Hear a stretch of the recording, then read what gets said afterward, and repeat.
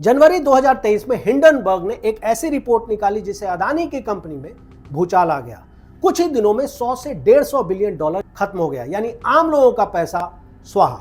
Hindenburg ने यह आरोप लगाया था कि कंपनी स्टॉक मैनिपुलेशन यानी शेयरों की हेराफेरी करती है, 75% से ज्यादा शेयर अपने पास रखती है और अकाउंटिंग फ्रॉड करती है। कुछ महीनों बाद मामला शांत हुआ, शेयर फिर से बढ़ने लगा और सब कुछ ठीक लगने लगा। मगर क्या खेल सच में खत्म हो गया था? बिल्कुल नहीं। OCCRP यानी organised crime and corruption reporting project ने एक रिपोर्ट छापी है और उसमें उन्होंने 2 नाम को उजागर किया है जो सालों से गुप्त रूप से अदानी की कंपनी में निवेश कर रहा है। ताइवान का नागरिक चांग चुंग लिंग और यूनाइटेड अरब अमीरात का नागरिक नासिर अली शाबान अहली। स्विट्जरलैंड में एक बैंक है आरईवायल इंटेसा सान पाउलो, जिसका हेडक्वार्टर जिनेवा में है और इसी की एक ब्रांच दुबई में भी है, आरईवायल फाइनेंस MEA। OCCRP ने जब इस बैंक के आंतरिक दस्तावेज को खंगाला तो पता चला कि अहली और चांग ने अदानी की कंपनी में $3 बिलियन के शेयर खरीद रखे हैं, यानी 2023-24 के हिसाब से करीब 25,000 करोड़ रुपए का, जबकि पहले के रिपोर्ट में कुछ $100 मिलियन की ही बात थी। अहली और चांग ने यह शेयर सीधा नहीं खरीदा था। पहले आरईवायल फाइनेंस MEA के दुबई ब्रांच में अकाउंट खोला, फिर आरईवायल के जरिए हेज फंड में पैसा लगाया और फिर उस हेज फंड ने अदानी के शेयर खरीदे। जब बैंक ने इतने बड़े निवेश का कारण पूछा तो अहली और चांग ने लिखित जवाब दिया कि अदानी परिवार से हमारे निजी और कारोबारी रिश्ते हैं और हम उनके कारोबार पर भरोसा करते हैं। यह उनका स्टेटमेंट था। मतलब साफ है कि दोनों अदानी के अपने आदमी हैं। मतलब अदानी के शेयर और दोनों लोगों के बीच में हेज फंड को जानबूझ के खड़ा कर दिया गया ताकि पता ही न लग पाए कि शेयर कौन खरीद रहा है। लेकिन चांग और अहली ने सीधा मार्केट से शेयर क्यों नहीं खरीदा? उसका एक तर्क हो सकता है कि हेज फंड में बहुत ज्यादा मुनाफा होता है, लेकिन यह तर्क तब हल्का हो जाता है जब यह पता लगता है कि खरीदने वाले का तार सीधे कंपनी के मालिक गौतम अदानी या उसके बड़े भाई विनोद अदानी से जुड़ता है। और तर्क और हल्का हो जाता है जब कंपनी के ऊपर पहले भी गड़बड़ी के आरोप लगते रहे हैं। सवाल है कि दोनों ने हेज फंड के रास्ते शेयर क्यों खरीदा? इसके पीछे का कारण सरकार का एक नियम है। उसके हिसाब से लिस्टेड कंपनी को, यानी जिसका भी शेयर मार्केट में है, वो अपनी कंपनी का 75% से ज्यादा शेयर नहीं रख सकती। अब अगर कोई कंपनी ज्यादा शेयर रखना चाहती है तो उसे इल्लीगल तरीके से ही खरीदना पड़ेगा और वो इल्लीगल तरीका है शेल कंपनी यानी फर्जी कंपनी से अपने लिए शेयर खरीदवाना। सवाल है कि अहली और चांग ऐसा क्यों करेंगे? इसके जवाब के लिए हमें 2007 और 2014 में जाना होगा। 2007 में DRI ने हीरो के अवैध व्यापार से जुड़े एक केस की जांच शुरू की। इस केस में 2 नाम सबसे ऊपर था, चांग और अहली। जांच में पता लगा कि चांग कोई बाहरी निवेशक नहीं था, बल्कि वो अदानी ग्रुप के उन 3 कंपनियों का डायरेक्टर था जो इस अवैध कारोबार में शामिल थी। उधर अहली उस ट्रेड फर्म से जुड़ा हुआ था जो इस हीरे की कंपनी के साथ काम कर रही थी। लेकिन जांच में और भी चौंकाने वाला खुलासा हुआ। चांग के घर का एड्रेस सिंगापुर का एक आलीशान अपार्टमेंट था और यह बिल्कुल वही एड्रेस था जो विनोद अदानी का था।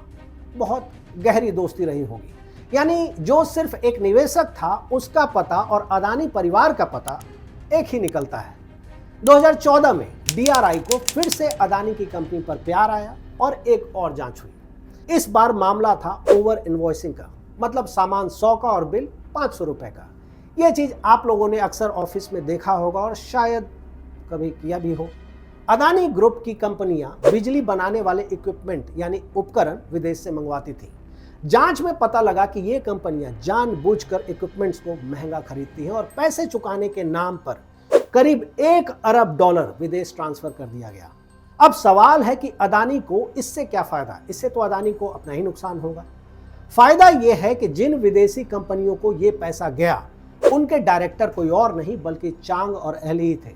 चांग की कंपनी दुबई में और अहली की मॉरिशस में। और सबसे बड़ी बात, बाद में ये दोनों कंपनियां विनोद अदानी की संपत्ति बन गई, यानी जो पैसा अदानी ग्रुप ने विदेश भेजा वो पहुंचा विनोद अदानी के पास और इसे पहुंचाने का काम किया चांग और अहली ने। इससे समझना और आसान हो जाता है कि चांग और अहली किसके आदमी हो सकते हैं।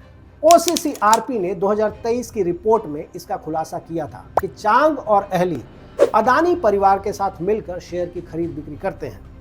अदानी ग्रुप के बिजनेस से जुड़े एक सोर्स ने ओसीसीआरपी को बताया कि चांग और अहली के फंड मैनेजर्स को कब, कहां और कितना पैसा लगाना है, यह सब इंस्ट्रक्शन अदानी की एक कंपनी से आता है। यानी असली कंट्रोल अंदर से ही हो रहा था। ओसीसीआरपी ने उस व्यक्ति का नाम सुरक्षा कारणों से नहीं बताया जो समझा जा सकता है। वापस स्विट्जरलैंड वाले बैंक में आते हैं। स्विट्जरलैंड के अधिकारियों को चांग पर शक था कि वो अदानी ग्रुप का फ्रंटमैन यानी मुखौटा बनकर काम कर रहा है ताकि अदानी परिवार 75% से ज्यादा शेयर अपने पास रख सके। इसलिए 2021 से वो चांग की जांच कर रहे हैं। 2023 में बिल्कुल यही आरोप ओसीसीआरपी और फाइनेंशियल टाइम्स ने भी लगाया था। स्विट्जरलैंड की कोर्ट ने आरईवाइल बैंक से अहली और चांग के खातों की डिटेल्स मांगी। बैंक ने दोनों के साथ साथ विनोद अदानी के खिलाफ भी संदिग्ध लेन देन की रिपोर्ट दर्ज करा दी। स्विस प्रोसिक्यूटर ने चांग के 5 बैंक खातों में जमा $311 मिलियन यानी करीब 2600 करोड़ रुपए फ्रीज कर दिया। मतलब पैसे को नहीं निकाल सकते। 2023 में हिंडनबर्ग रिपोर्ट में अदानी के नाम के बाद इटली के फेड्यूराम इंटेसा सान पाउलो बैंक ने खुद से एक इंटरनल जांच बिठा दी। जांच का सवाल था कि क्या अदानी ग्रुप से जुड़े किसी भी व्यक्ति का अकाउंट बैंक में है। जांच में दुबई की आरईवाइल एमईए से जुड़े 3 खाते मिले। आरईवाइल के बारे में मैंने वीडियो में पहले भी बात की है। इनमें $3 बिलियन यानी करीब 25,000 करोड़ रुपए से ज्यादा जमा था। पहला था नासिर अली अहली का। उसकी ब्रिटिश वर्जिन आइलैंड वाली company gulf Asia trade and investment limited के जरिए करीब $2 बिलियन यानी 17,000 करोड़ रुपए जमा किए गए थे और यह पूरा पैसा हेज फंड में लगाया गया था और शायद वहां से अदानी की कंपनी में इन्वेस्ट हो रहा था। दूसरा था चांगचुंग लिंग का।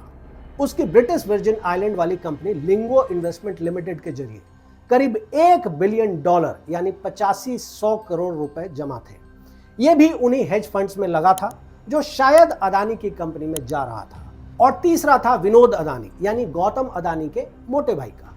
और इनकी company commerce trade and services UAE में रजिस्टर्ड थी और इसके जरिए करीब $6.5 मिलियन यानी करीब 54 करोड़ रुपए जमा थे। इनका ज्यादातर पैसा फार्मा कंपनी में लगा हुआ था। गड़बड़ी का शक देखते हुए इंटेसा सान पाउलो बैंक की एंटी फाइनेंशियल क्राइम टीम ने अहली और चांग को तुरंत बुलाया। फरवरी 2023 में दुबई की आरईवाइल एमईए के सीईओ के सामने मीटिंग हुई। दोनों ने लिख कर दिया कि ये खाते हमारे हैं। अदानी परिवार से हमारे पुराने व्यक्तिगत और व्यावसायिक रिश्ते हैं और हम उनके कारोबार पर पूरा भरोसा करते हैं। साथ ही उन्होंने हिंडनबर्ग के सभी आरोपों से इनकार किया और वादा किया कि वो जल्द ही अपना निवेश दूसरी जगह भी करेंगे। मगर बैंक ने इन खातों पर निगरानी बढ़ा दी और अब बिना एंटी मनी लॉन्ड्रिंग ऑफिसर की मंजूरी के इन खातों से $1 भी नहीं निकाला जा सकता है। यहां यह बताना जरूरी है कि 2007 और 2014 के जांच में अदानी को सुप्रीम कोर्ट से क्लीन चिट मिल गई थी, लेकिन यह भी बताना जरूरी है कि यह क्लीन चिट 2017 और 2023 में मिली, यानी 2014 के बाद। धन्यवाद।